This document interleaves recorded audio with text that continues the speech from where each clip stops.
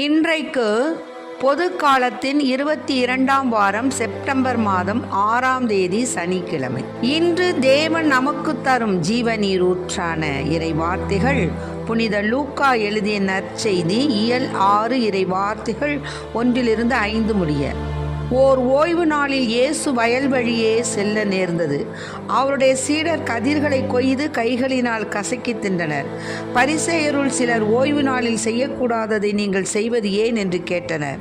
அதற்கு இயேசு மறுமொழியாக, தாமும் தம்முடன் இருந்தவர்களும் பசியாய் இருந்தபோது தாவீது செய்ததை குறித்து நீங்கள் வாசித்தது இல்லையா? அவர் இறை இல்லத்திற்கு சென்று குருக்கள் மட்டுமே அன்றி வேறு எவரும் உண்ணக்கூடாத அர்ப்பண அப்பங்களை எடுத்து தாம் உண்டதுமன்றி தம்மோடு இருந்தவர்களுக்கும் கொடுத்தார் அல்லவா என்று கூறினார். மேலும் அவர்களிடம், ஓய்வு நாளும் மானிட மகனுக்கு கட்டுப்பட்டதே என்றார். ஆண்டவரின் அருள்வாக்கு. கிறிஸ்துவே உமக்கு புகழ். இயேசுவே,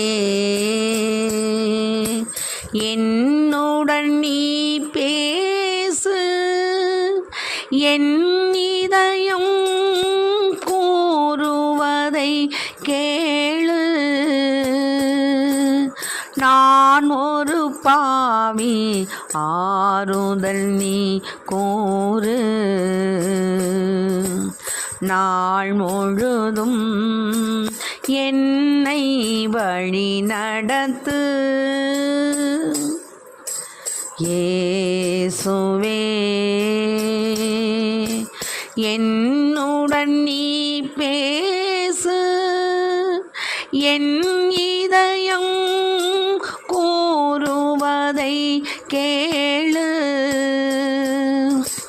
நான் ஒரு பாவி, ஆறுதல் நீ கூறு. நாள் முழுதும் என்னை வழி நடத்து. உன் திருப்பெயர் நான் பாடிடும் கீதம், உன் திரு இதயம் பேரானந்தம். உன் திருவாழ்வென கருளும் இறைவா, இறைவா. உன் திருவாழ்வென கருளும். உன் திரு நிழலில் நான் குடிகொள்ள என்றும் என்னுடன் இருப்பாய். இயேசுவே, என்னுடன் நீ பேசு, என் இதயம் கூறுவதை கேளு. நான் ஒரு பாவி, ஆறுதல் நீ கூறு. நாள் முழுதும் என்னை வழி நடத்து. இன்றைக்கு நம் தேவன் தரும் ஜீவநீர் ஊற்றான இறை வார்த்தைகளை கேட்டோம். ஓய்வு நாளுங்கிறது என்ன? ஓய்வு நாளுங்கிறது மானிட மகனுக்கு கட்டுப்பட்டது தான் அப்படின்னு ஏசப்பா இந்த இடத்துல சொல்கிறார். இவங்க குருட்டாட்டமாக தான் இவங்க நினைப்பாங்க. யார்? பரிசேயர். ஓய்வு நாளில் அப்படியே ஒன்றுமே செய்யக்கூடாது, அதை செய்யக்கூடாது, இதை செய்யக்கூடாது அப்படிலாம் சொல்லுவாங்க. அப்போ தான் ஏசப்பா சொல்கிறாரு, ஓய்வு நாள் என்பது யூதர்கள் கடைபிடித்து வந்த ஒரு யூத மறையின் அடிப்படை சட்டம். ஏன்னா அது கடவுளால் புனிதப்படுத்தப்பட்டது. அனைத்துலகத்தை படைத்த இறைவன் 7ஆம் நாள் ஓய்வு பெற்றார் இல்லையா? அதனால் தங்களுடைய அன்றாட தேவைகளுக்காக அலைந்து திரியாமல் ஓய்ந்து இருப்பதன் மூலமாக படைத்த இறைவனை நினைத்து அவருக்கு நன்றி செலுத்தணும் அப்படின்னு. ஆனால் சட்ட அறிஞர்களும் தலைமை குருக்களும் நாளடைவில் என்ன பண்ணிட்டாங்க? இந்த சட்டத்தை காத்து சாமானியரை சாகடிக்கணும்னு முடிவு செஞ்சுட்டாங்க. அதனால என்ன பண்ணாங்க? தலைமை குருவுக்கு கூட ஓய்வு நாள் சட்டத்தை மீறக்கூடாதுன்றது தான் இவங்க சொல்கிறது. ஆனால் இயேசு என்ன பண்ணார்னா, தம்மை ஓய்வு நாள் சட்டத்திற்கு அதிகாரியாக்கி கொள்ள முடியும் என்பது பரிசேயருக்கு புரியாத ஒரு புதிராகி இருந்தது. ஓய்வு நாளில் கை சும்பியவரை நலப்படுத்தி ஓய்வு நாளும் மானிட மகனுக்கு கட்டுப்பட்டது என்பதை உலகறிய செய்கிறார் ஏசப்பா. நன்மை செய்வதற்கு சட்டமோ திட்டமோ சடங்குகளோ தடையாக இருக்கக்கூடாதுப்பா.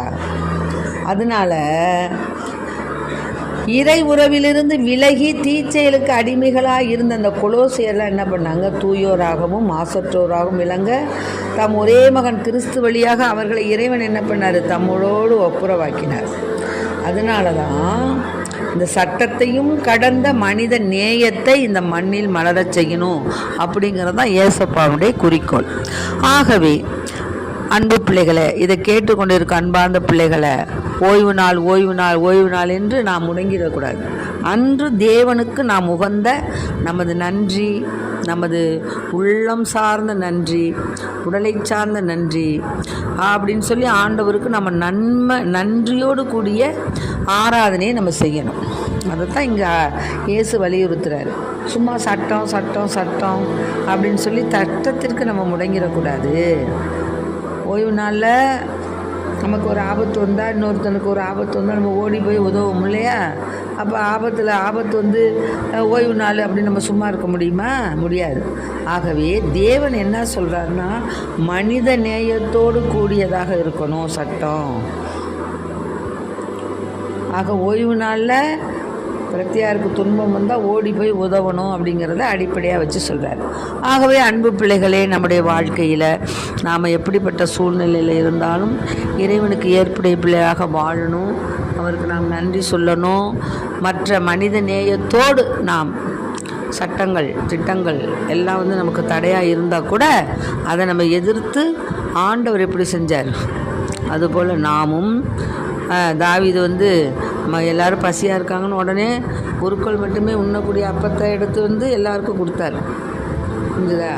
அதனால் நாம் சட்டங்களுக்கும் திட்டங்களுக்கும் மனித நேயத்துடன் கூடிய அந்த உள்ளார்ந்த மனதோடு நாம் கீழ்ப்படிய இறைவனிடம் வரம் கேட்போம். ஆமென். Praise the lord. மரியே வாழ்க.